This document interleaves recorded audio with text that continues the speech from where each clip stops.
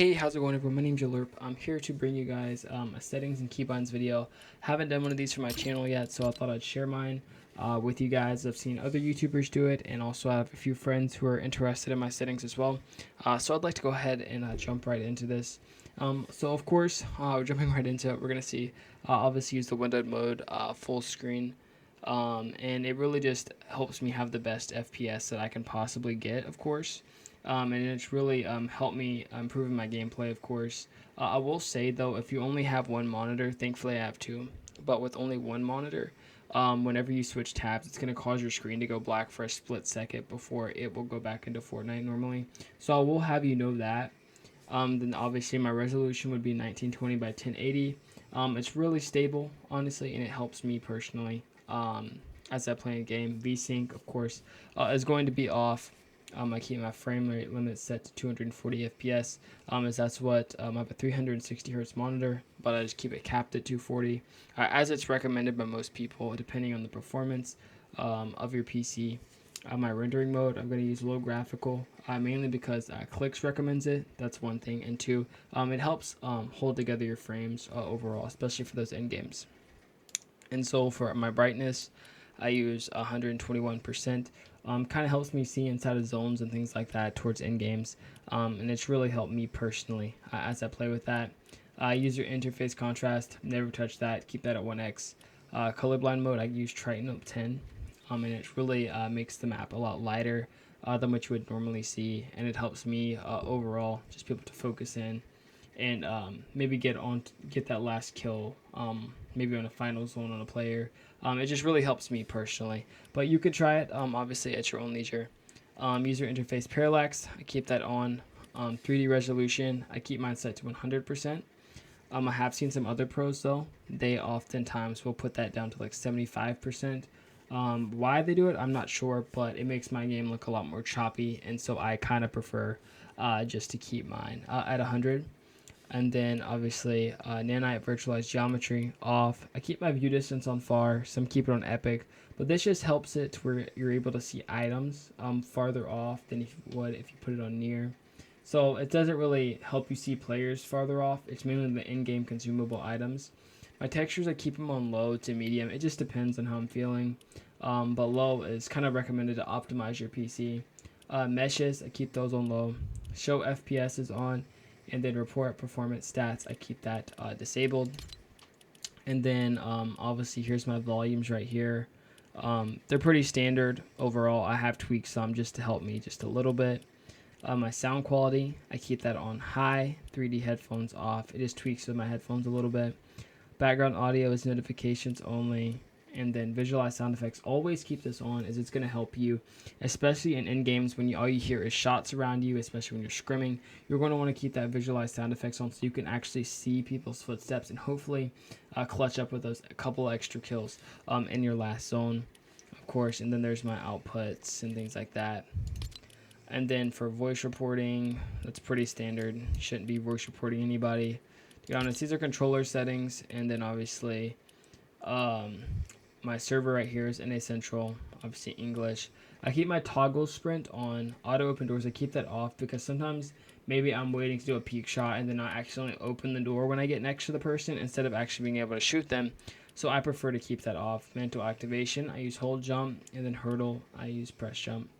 And then for combat, that's pretty standard overall. I don't really think I've touched those at all. They're pretty default.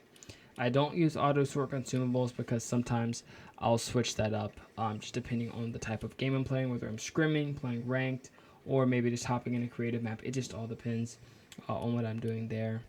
And then building, reset building choice, and turbo building is definitely on. If you don't have turbo building on, there's something wrong with you. Editing, some people who don't really play competitive, they will use simple edit. I'm not calling you a bad player for it, but personally, I think it hinders my gameplay more than helps it. And so I keep that setting off.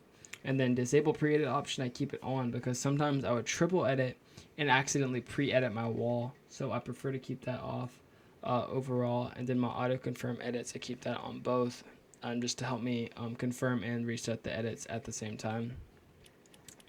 Obviously, tips and stuff, I keep that on just in case I ever need them. Highlights, of course, those are on.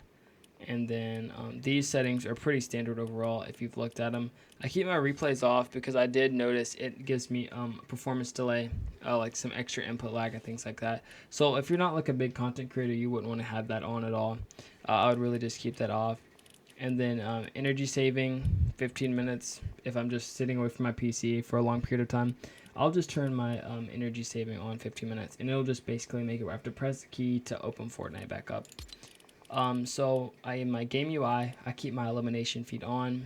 Obviously, latency debug stats off. Those are pretty standard. I don't think I've changed those at all. And then I have here's these other settings. If you guys would like to try these out, my HUD scale, most definitely keep it to 67%. It gives me, I feel like, a wider FOV compared to when I have it on a much higher one. So that's all preference. HUD scale, though, I prefer to have a lower one. Some people prefer a higher one. Damage scale numbers, keep that at 125%. Reticle damage feedback hit only, and then damage number is cumulative. And then obviously I have these other settings on, especially keep my reticle on. It helps me a lot. These are just some controller settings, so I'm not going to really mess with those. My sensitivity, I actually got this sensitivity from a Limit member, and so shout out to them. But yeah, I use 10.3 on my X and Y. I run 1600 DPI on my Logitech mouse, and then I have my targeting sensitivity, of course, set at 45.8%. My scope sensitivity at 35.6, building sensitivity at 100%, editing 100. I don't really tweak with those because I've tried it before. It really just messes up my editing and things like that. So I really just try to leave that alone. And then most of this, I don't think I've ever touched it. Those are default. So if you've never touched these settings, you should be good. And then of course, my keybinds, they're pretty standard as far as like my walking and things like that. WASD, things like that. And then obviously my reload, I keep that as R. My use, it's kind of uncommon for some people, but I use E. And then this is kind of weird for some people, but I use my pickaxe all the way to my weapon slot 5. I do 1 through 6. Obviously targeting is pretty standard. Then building, I use a mouse button. And then it's key binded to X, but I never use X. I always use V for my floor. Then I use my back mouse button for my stairs, Q for my roof, and typically I would use Z for my trap, H for repair and upgrade, R to rotate building, and then building edit is set to G and F, but I typically would use F, but I used to have a problem with accidentally misclicking G, so either way, if I click one of those keys, it's going to go for an edit. So it's a win-win.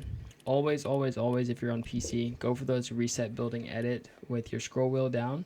This is going to help you reset a lot faster than what you would if you had to right click your mouse button. Push to talk, I set that to caps lock or T. I really don't use in-game chat, so this doesn't really apply to me personally, but you know, some people do use in-game chat, so that's a keybind for you. Don't really emote much, but I use B just to go into the little scroll wheel. Miscellaneous, haven't really touched any of these at all. So if you guys want to look at this, I'll go ahead and zoom down them. You can pause the video at any given point if you want to. The only thing I've ever really tweaked in this is maybe like something in Festival, if they have that here, because I've played it with my girl or something like that. But other than that, man, I don't really look at these. These are really just controller options. If you guys would ever like a controller video, I am a hybrid player, so I can show you. I'm a little bit worse on controller, but my aim is a lot better. So I hope you guys did enjoy this quick little settings video for my channel. I really appreciate the support. We're already at almost 40 subscribers, so hopefully we touch that very soon. And then within the last 2 weeks, we've gotten 16,000 channel views. And so I'm overly appreciative for that. I can't wait to see the growth and the progress and you guys supporting me on this YouTube journey. It's something I've always wanted to do. I never thought I'd even make it this far. I expected to have like 5 subscribers for like 2 years. But I appreciate all the friends, family, and just supporters overall, just supporting these YouTube videos, helping me get them out. And if you guys have any tips or suggestions for any further videos, please leave that down below, and I'll do my best to respond to those and get right on it. You guys have a great day.